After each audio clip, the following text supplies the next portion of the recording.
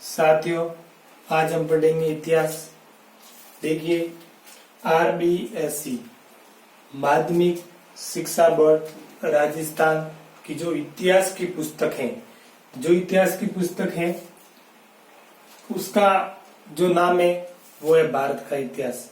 और ये जो भारत का इतिहास है ये 12th क्लास के लिए लागू है वर्तमान में। तो इसके अंदर इस माध्यमिक शिक्षा बोर्ड की जो हिस्ट्री की पुस्तक है इसका हम पहला अध्याय पढ़ेंगे। कुल 7 अध्याय है। जो पहला अध्याय है जिसका नाम है भारत का वैभवपूर्ण अतीत। तो सबसे पहले हम पढ़ेंगे भारत का वैभवपूर्ण अतीत क्या था। तो देखिए, अध्याय फर्स्ट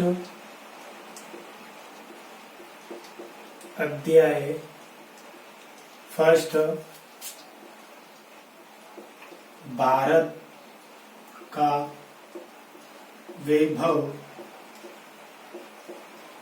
वैभवपूर्ण इतिहास। पहले अध्याय का नाम है भारत का वैभवपूर्ण इतिहास। अगर हम वैभवपूर्ण इतिहास को पढ़ने जाएंगे तो इसमें इस इतिहास को हम 2 भागों में बांटेंगे। सबसे पहला है वो हम भारतीय इतिहास की जानकारी के स्रोत।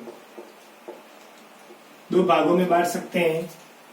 पहले भाग को हम समझेंगे तो भारतीय इतिहास की जानकारी के स्रोत, और अगर दूसरे भाग को देखेंगे तो भारतीय इतिहास की उपलब्धियां।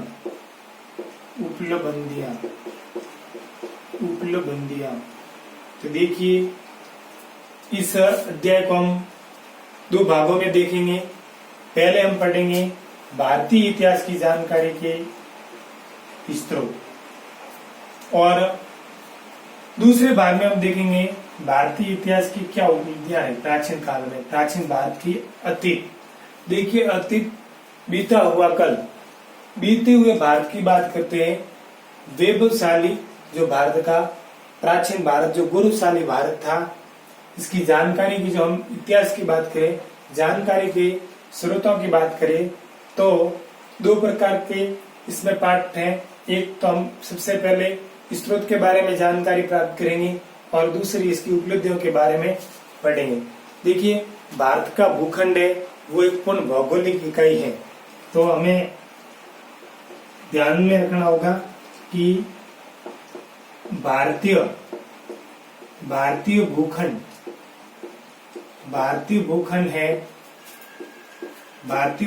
है वो क्या है? पूर्ण भौगोलिक इकाई। पूर्ण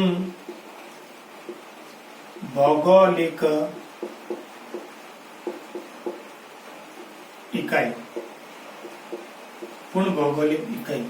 अगर भारत के भूखंड की बात करें,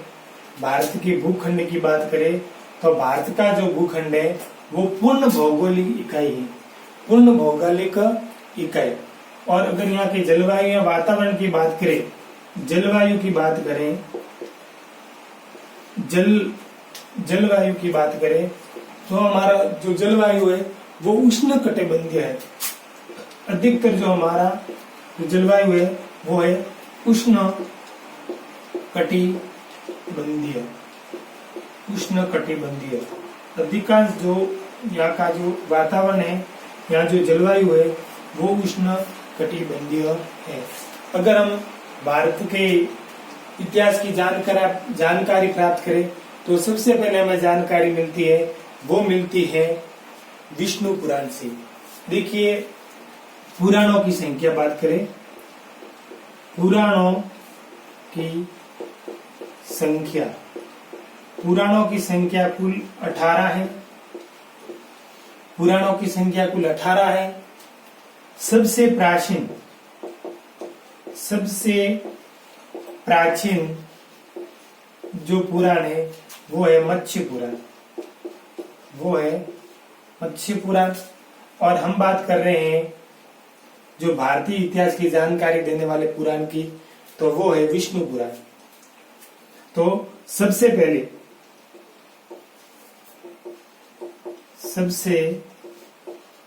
पहले हमें भारतीय इतिहास की जो जानकारी मिलती है वो मिलती है विष्णु पुराण से। यानी जो हमें भारत की इतिहास की सबसे पहले जानकारी मिलती है वो कहाँ से मिलती है? विष्णु पुराण से मिलती है। सबसे पहले जानकारी कहाँ से मिलती है? विष्णु पुराण से मिलती है। विष्णु पुराण के अंदर भारत की एक परिभाषा दी हुई है, और वो परिभाषा है समुद्र के उत्तर में और बर्फीले प्रदेश अर्थात हिमालय पर्वत के दक्षिण में जो भूभाग स्थित है उसको, या भूभाग स्थित है, जो प्रदेश स्थित है उसको भारतवर्ष के नाम से जाना जाता है। उसको ही भारतवर्ष के नाम से जाना जाता है। देखिए, मैं कच्चा मैप के माध्यम से यहाँ आपको बताऊंगा कि किस प्रकार से विष्णु पुराण के अंदर भारत के जो भूखंड की बात बताई गई है, एक श्लोक के माध्यम से उसको हम यहाँ समझेंगे।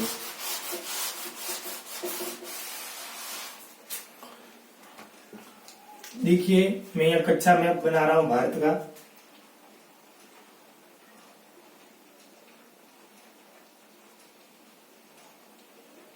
समझने के लिए सिर्फ ये कच्चा मैप है।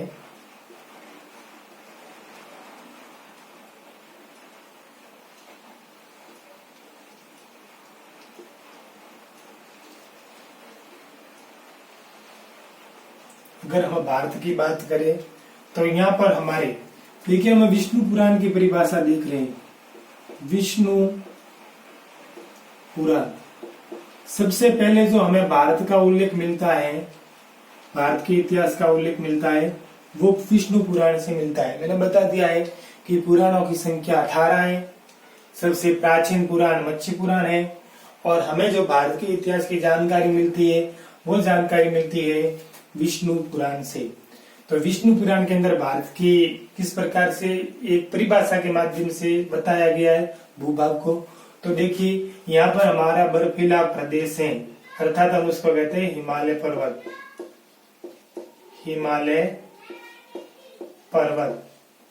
और इसी प्रकार से यहाँ पर हमारा समुद्र है या सागर है, जिसका नाम है हिंद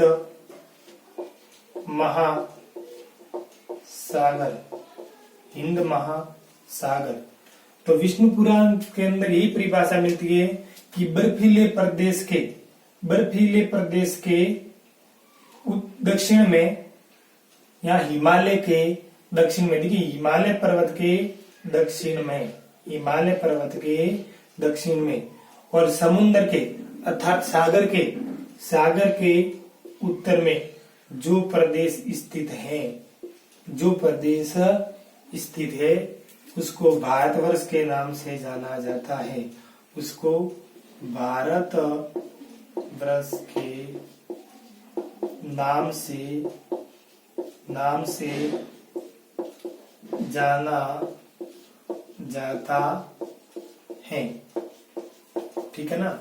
हिमालय पर्वत के दक्षिण में और समुद्र के, देखिए हिमालय पर्वत के दक्षिण में और समुद्र के उत्तर में जो प्रदेश स्थित हैं उसको भारतवर्ष के नाम से जाना जाता है। और इसमें निवास करने वाले यहाँ के लोगों को, या फिर हम कह सकते हैं यहाँ के लोगों को भारतीय कहा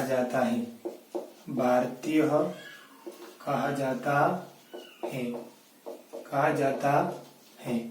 यहाँ पर ये भी हम कह सकते हैं कि जो भूखंड है उसमें रहने वाले, इसमें रहने वाले जैसे भारतवर्ष है, तो जैसे देखिए हिमालय पर्वत के दक्षिण में हिंद और सागर के उत्तर में जो प्रदेश स्थित है, यहाँ जो प्रदेश स्थित है उसको भारतवर्ष के नाम से जाना जाता है। और इसमें निवास करने वाली संतति है वो भारत की संतति तथा भारत के संतान है। यानी इसमें जो लोग निवास करते हैं उसको भारतीय संतति के नाम से जाना जाता है, या फिर उसको भारत की संतान के नाम से जाना जाता है। तो इस प्रकार की जो परिभाषा है वो हमें विष्णु पुराण के अंदर मिलती है। और इसके बाद में अब हम देखेंगे भारत के अगर इतिहास की बात करें तो देखिए हम बात करते हैं अतीत की। देखिए इतिहास, सामान्य हम इतिहास के बारे में जानकारी प्राप्त करेंगे। देखिए अतीत की बात करें, अतीत का अर्थ होता है बीता हुआ कल। अतीत को ये कहते हैं बीता हुआ कल, यानी कि इतिहास को हम देख नहीं सकते हैं। बीता हुआ कल है, जो बीता हुआ कल है उसको हम देख नहीं सकते हैं।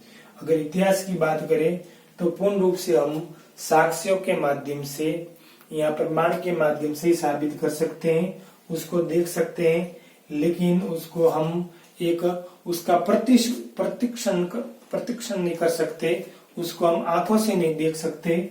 लेकिन उसके जो इतिहास है उसके प्रमाणों के माध्यम से और साक्ष्य के माध्यम से हम उसको क्या कर सकते हैं, उनकी जानकारी प्राप्त कर सकते हैं। तो इतिहास को हम देख नहीं सकते हैं, सिर्फ स्रोत के जो साक्ष्य प्राप्त होते हैं उसके आधार पर समझ सकते हैं। जो हमें स्रोतों के माध्यम से जो साक्ष्य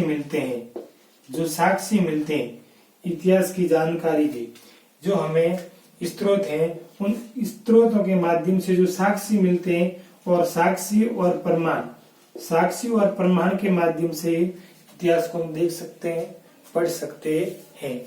लेकिन वास्तविक इतिहास की जो घटनाएं घट चुकी हैं उनको हम नहीं देख सकते हैं।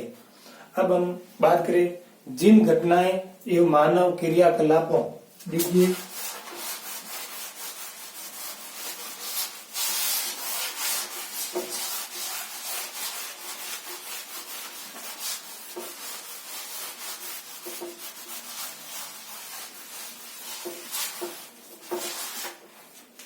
देखिए जिन घटनाओं एवं मानव क्रियाकलापों हम पूर्ण विश्वास के साथ प्रमाणित कर सके उसे इतिहास में रख सकते हैं। यानी जिन घटनाओं को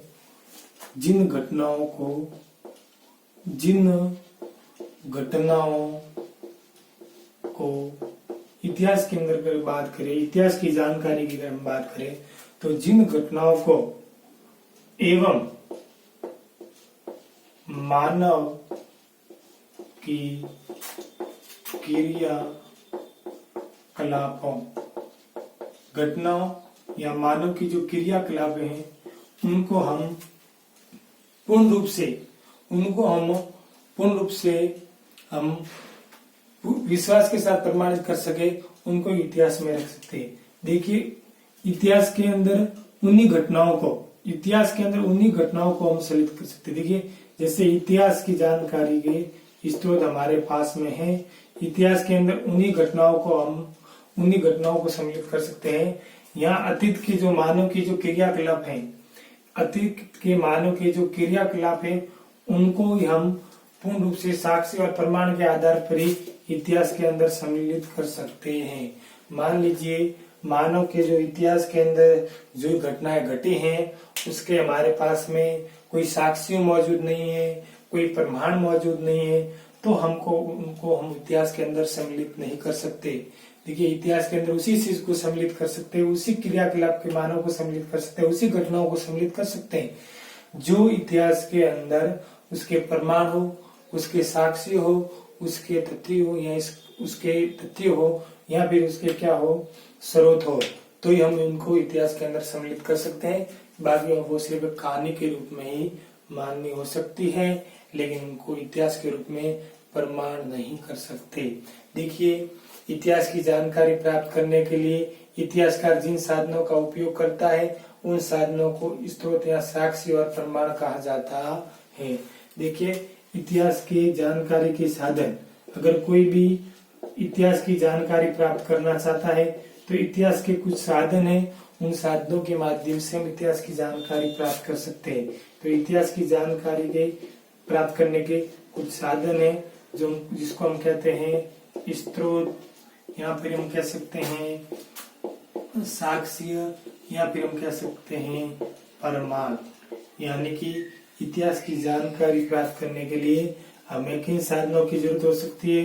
तो इतिहास के स्रोतों की जानकारी जरूरी है, उनके साक्ष्य होने की जरूरत है और उनके प्रमाण भी होना जरूरी है। अगर हमारे पास में प्रमाण नहीं है तो किसी चीज को हम इतिहास के अंदर सम्मिलित नहीं कर सकते, उसको प्रमाणित नहीं कर सकते। देखिए, भारतीय इतिहास की जानकारी के स्रोतों को दो भागों में विभाजित किया गया है, साहित्यिक स्रोत और पुरातात्विक व पुरालेखीय स्रोत। अब हमारे मूल अध्याय पर आएंगे तो देखिए, यहाँ पर अगर बात करें तो भारतीय इतिहास की जानकारी के स्रोतों की बात करें तो भारतीय इतिहास की जानकारी के हमारे पास में दो स्रोत हैं, दो भागों में हम उनको विभाजित कर सकते हैं। देखिए, सबसे पहले जो हम पढ़ेंगे वो पढ़ेंगे साहित्यिक स्रोत,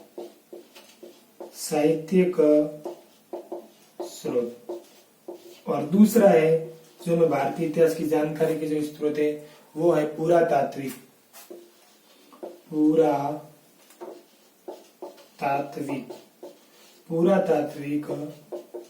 स्रोत, या फिर इसको हम पुरालेख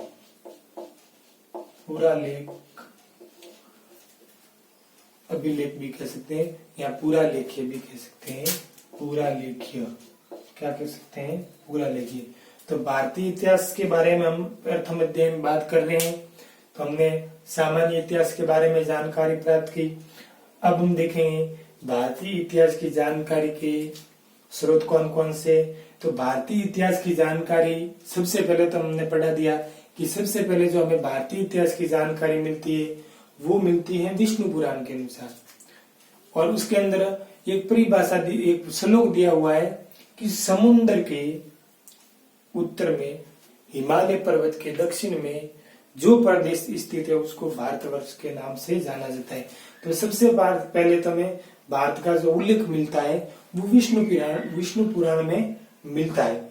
और उसके बाद में अगर हम भारतीय इतिहास की जानकारी के स्रोतों की बात करेंगे तो हमें दो प्रकार के स्रोत पढ़ने पड़ेंगे, साहित्यिक स्रोत और दूसरा है पुरातात्विक स्रोत या फिर पुरालेखीय स्रोत।